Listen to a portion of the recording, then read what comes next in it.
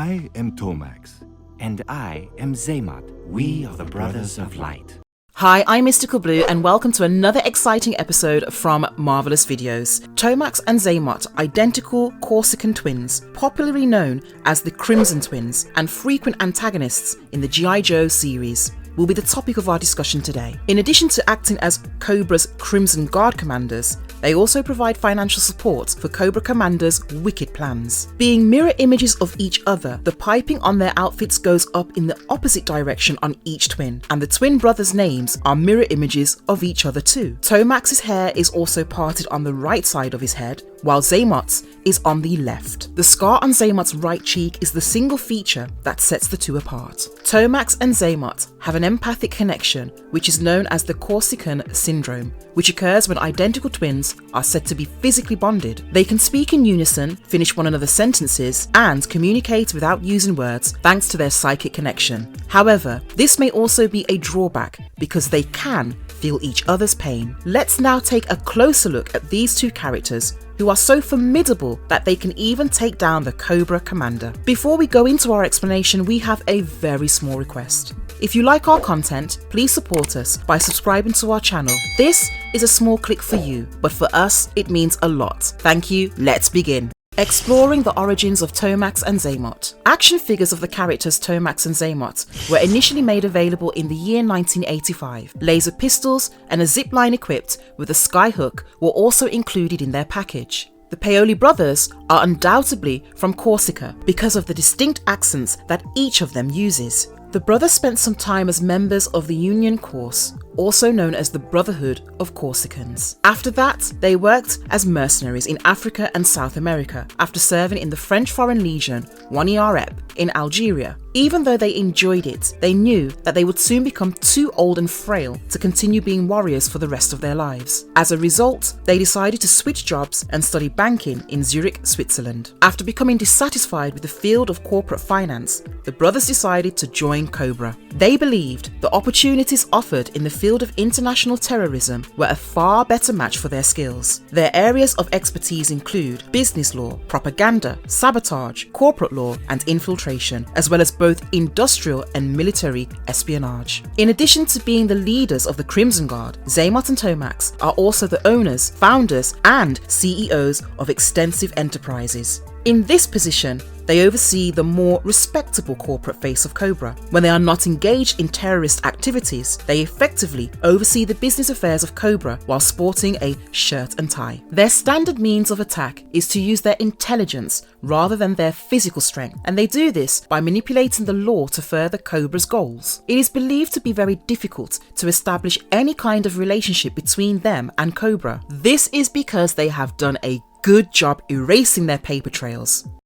Looking back at their comic book origins. In the G.I. Joe comic series published by Marvel Comics, the twins made their debut appearance in G.I. Joe, A Real American Hero, number 37, which was released in July of 1985. They engaged in combat with G.I. Joe forces all around and bustling amusement parks, where they attempt to trap, blowtorch, and gung-ho. They lose because the Joes play possum. The twins do not recognize that ride at the amusement park has halted their machine gun fire until it is too late. Their forces, known as the Crimson Guard, are depicted as being both capable on the battlefield and respectable in the corporate world. As the latter, they are tasked with amassing the maximum amount of economic influence possible in order to benefit the Cobra. An assault is launched on a Terrordrome-styled Cobra fortress by a team of G.I. Joe soldiers, who are aided in their mission by revolutionaries from Sierra Gorda. During the course of the confrontations, the twins take control of a helicopter gunship, which they use to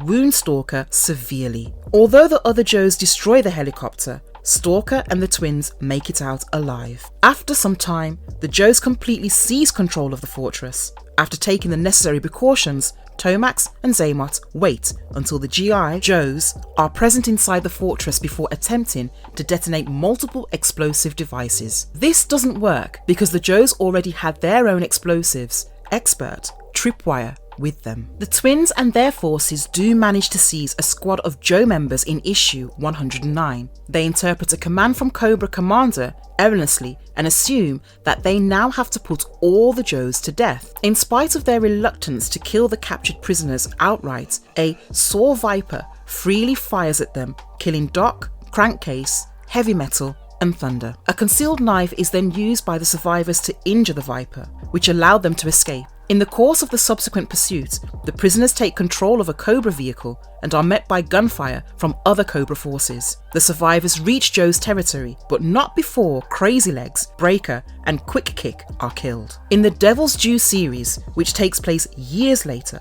the twins are influenced by Destro's son, who gives them multifunction nanites. Their companies are still in operation. For example, Ripper continues to collaborate with them to promote his soda company. As soon as the nanite threat has been eliminated, the twins unleash the Crimson Guardsmen in order to offer their assistance to the freed Cobra commander. They continue to act as Cobra's broker for the majority of deals. After an unsuccessful search for the Cobra Island Joe infiltrator known as Barrel Roll, the twins take leadership of the covert construction of the Monolith base in Badakhshan. However, when G.I. Joe launches an attack on the base, the twins and Cobra Commander are forced to take refuge in a cave. At that location, a Red Shadows agent named Della Eden appeared and opened fire on the group. A Joe team took down an unethical oil drilling operation that Tomax was managing in the one-shot titled G.I. Joe Special Missions Antarctica. However, Tomax was able to get away. Strangely, Xamot does not appear at any point in the narrative. In one moment,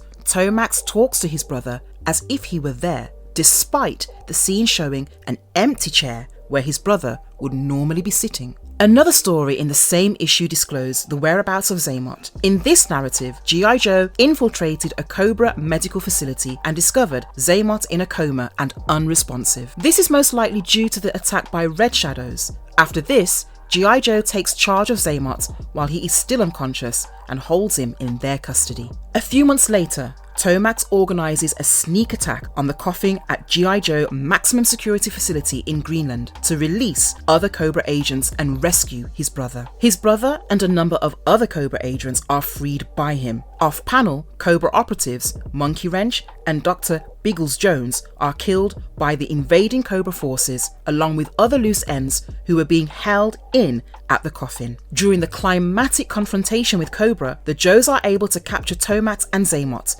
Both are subsequently placed inside the coffin. Tomax and Xamot also made an appearance in Devil's Due's second G.I. Joe vs. Transformers miniseries. They became human-looking cyborgs using Cybertronian technology and fired a huge blast when they touched each other. Shockwave kills Xamot in order to stop them from exploiting that power. Tomax later appears distraught. Then, they make an appearance in G.I. Joe Cobra, which was originally a miniseries consisting of 4 issues that were published in 2009. It describes the current state of Cobra for the IDW continuity as Chuckles, a G.I. Joe, spies on the danger. Tomax and Xamot are shown to be French and were formerly a part of the Union Course in this new IDW continuity. They established a security company called Extensive Enterprises, which was later co-opted by Cobra. Even though Tomax is happy being a part of Cobra, he is clueless that Xamot is unhappy with the organisation and does not trust him anymore. Xamot is severely beaten up by Chuckles before he self-destructs a nuclear missile load aboard a Cobra submarine. Tomax, however, survives. In the end, Tomax strikes a deal with G.I. Joe. He agrees to use the resources available through Extensive Enterprises to assist the group in locating members of Cobra who can be taken prisoner. Tomax was given the authority to operate a casino in Las Vegas as part of the deal. This was in order to hide the fact that he was still engaged in illegal activities under Flint's watchful eye. Have you ever considered spreading our influence through telecommunications? The twins had an extensive role in the animated series. The audience is introduced to Tomax and Xamot for the first time in Pyramid of Darkness, the G.I. Joe miniseries. They are shown serving as the heads of Extensive Enterprises in addition to their roles as commanders of the Crimson Guard. In contrast to their portrayal in the comics, The twins in the cartoon were frequently cunning, driven by their own self-interest, and eager to assume positions of authority for themselves. However, they received little support from the other members of Cobra, and the Cobra commander typically thwarted their efforts. They are connected physically and can feel each other's pain, which the Joes frequently exploit in battle. Tomax and Xamot join hands with Dr. Mindbender and Destro at the beginning of the second season in order to create Serpentor. Like Dr. Mindbender and Destro, they have grown tired of the failings of Cobra Commander. However, as soon as Serpentor is awakened and commands an invasion and attack on the United States, Tomax and Xamot become the first to point out how absurd such an attack would be. When Serpentor begins to strangle them, their protests are immediately put to rest. Tomax and Xamot were intended to play pivotal roles as the primary antagonists in the third season of the original Sunbow Marvel series, but the season was never produced. At the conclusion of the season, the majority of Cobra La and the Cobra organization were supposed to be wiped out. Following this, Tomax and Xamot would go on to establish a new criminal organization that they would call the Coil in order to compete with the Joes. The untimely termination of the series by Hasbro prevented the production of this season from ever getting underway. Tomax and Xamot, together with the members of the Cobra High Command, are upset with Cobra Commander for his failures and choose to stand with Cobra La in G.I. Joe, the movie. In the last battle, they may be seen battling the Joes before a large explosion completely destroys Cobra La. Tomax and Xamot make their next appearance in G.I. Joe Renegades, where they call themselves the Brothers of Light and use their psychic abilities to coerce others into doing what they want when they are standing together.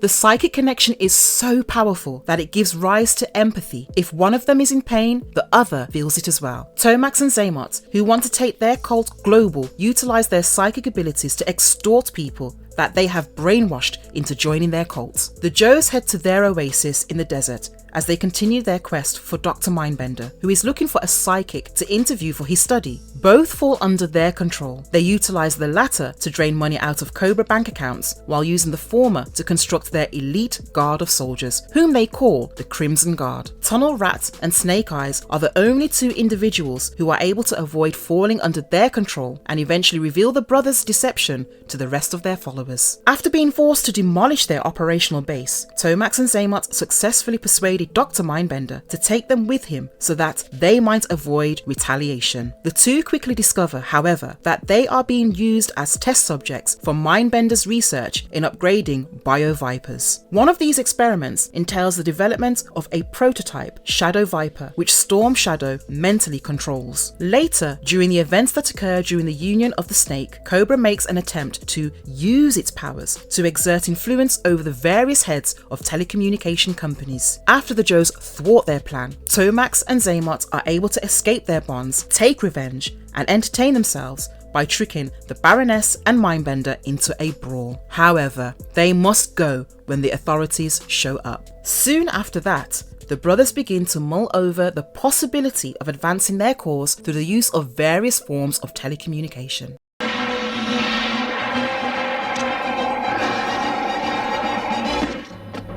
As we saw, Tomax and Xamot have always had crucial and extensive roles in not only comic books but also animated series. They're characters that fans could expect to see or hear about at some point during every new release. They were not only significant antagonists in the universes of comic books and animated series, however, they also appeared as bosses in the G.I. Joe arcade game that was released in 1992. The emblem for extensive enterprises, the Cobra front operated by the Crimson Guard commanders, Tomax and Xamot, can be seen on one of the news vans in the live-action movie G.I. Joe Retaliation during the US President's press conference. And if you liked our content, don't forget to leave a like and subscribe to us if you haven't already. Have a good one and be safe. Thanks, everyone. Got in mind for us a close encounter, painfully close.